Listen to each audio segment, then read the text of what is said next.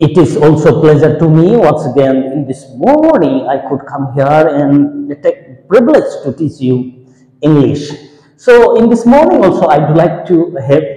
some subject I was talking last time in the class about the sentence which means বাক্য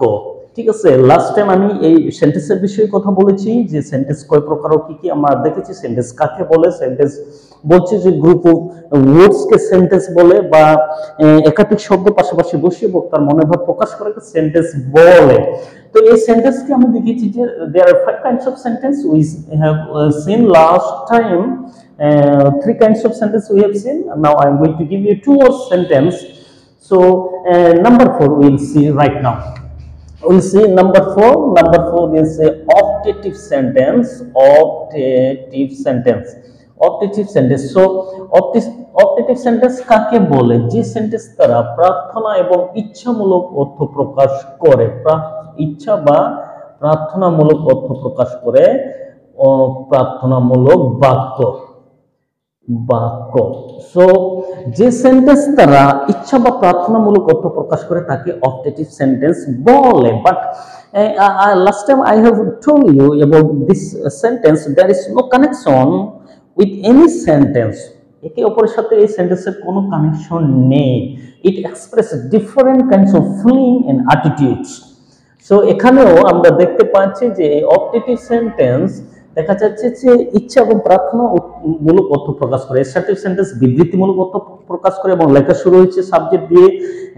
interrogative sentence লেখা শুরু হয়েছে আমরা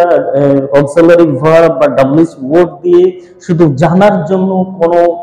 প্রশ্ন করতেছে এবং ইম্পারেটিভ সেন্টেন্স আমরা আদেশ উপদেশ নিষেধ বা অনুরোধমূলক প্রকাশ করেছে যেখানে ভার্ব দিয়ে শুরু হয়েছে প্লিজ লেট দিয়ে শুরু হয়েছে কিন্তু অপটেটিভ সেন্টেন্স শুরু হয়েছে দেখা যাচ্ছে যে মে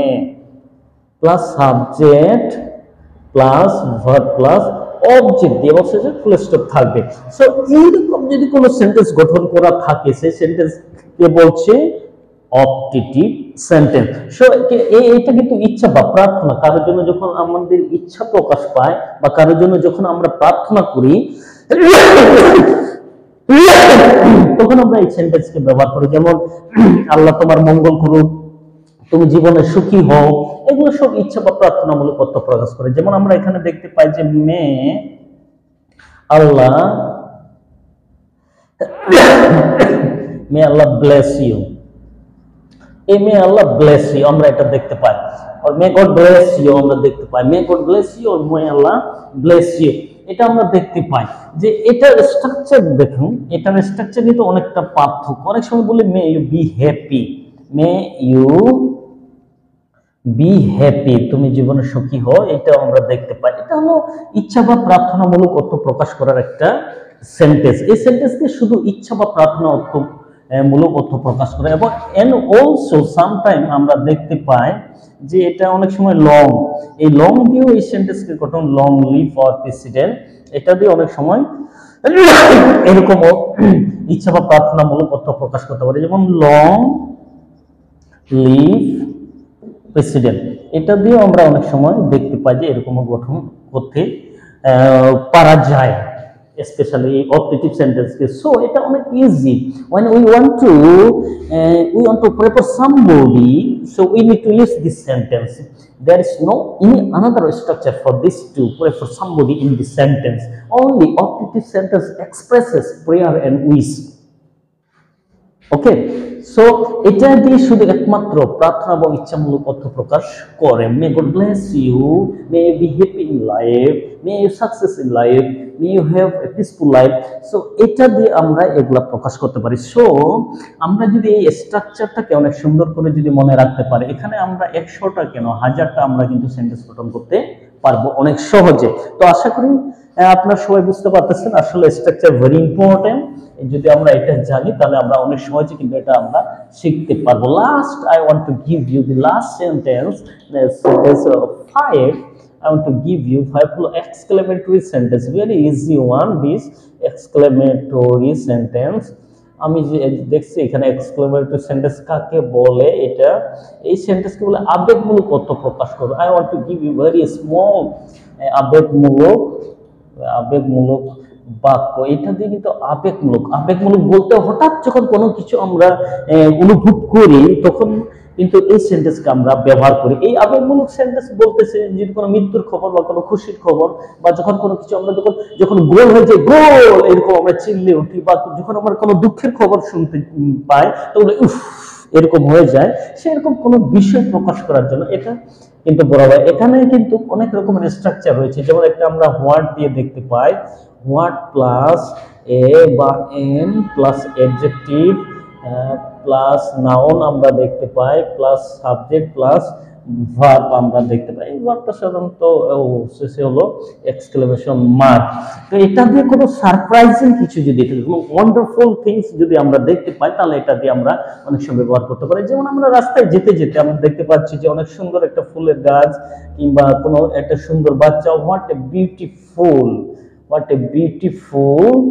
বিউটিফুল ফ্লাওয়ার ইট ইজ। অনেক সুন্দর ফুল, এটা আমরা এটা দেখতে যাই, অনেক সুন্দর flower, what a beautiful flower it is. এটা অনেক সুন্দর, wow what a beautiful flower it is, এটা আমরা দেখতে পাই। তো এই স্ট্রাকচারটা ভেরি ইম্পর্টেন্ট, আমাদেরকে মনে রাখতে হবে। নাম্বার 2 আমরা যদি দেখতে পাই এখানে হাউ দিয়েও এখানে গঠন করা যেতে, হাউ থাকলে কিন্তু এ ব্যবহার করা যায় না, হাউ থাকলে শুধু অ্যাডজেক্টিভ ব্যবহার করতে পারি, প্লাস নাউন দিলে বেশি ভালো হয়, প্লাস সাবজেক্ট দিয়ে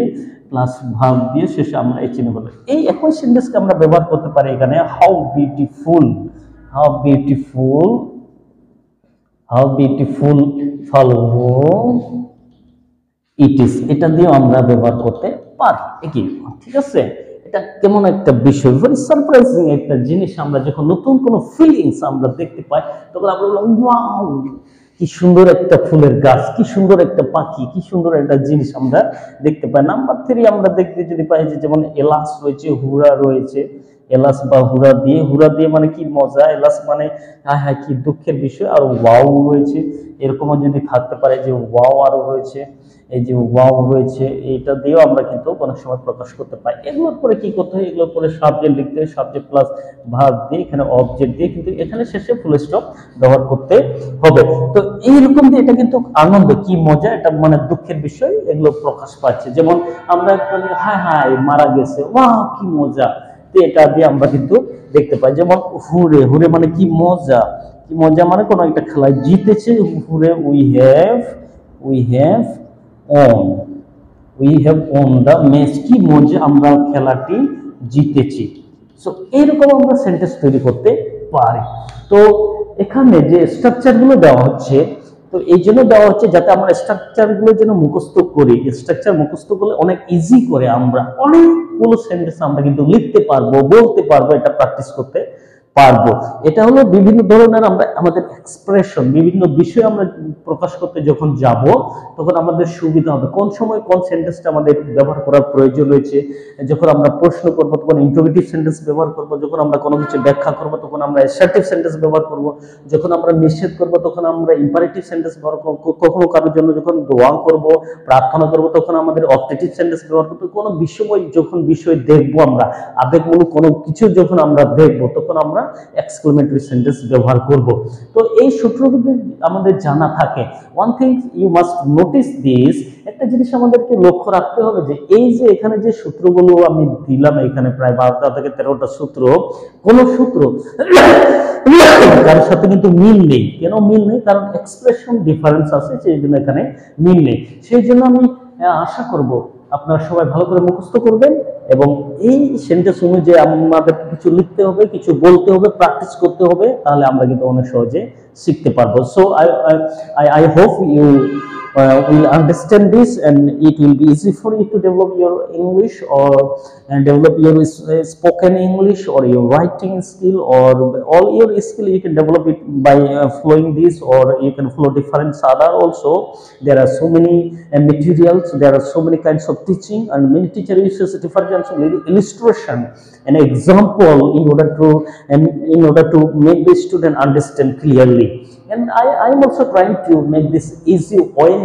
for all the students to understand easily. So I hope you will understand easily, and I will be teaching continually step by step. There are so many things to learn from the grammar and to develop our English language, and also a subject. those who are especially student continuing or doing their studies, they need to know many things to answer their question, because they have a lot of questions to write in their subject. So I hope many of you will understand this one. Thank you so much.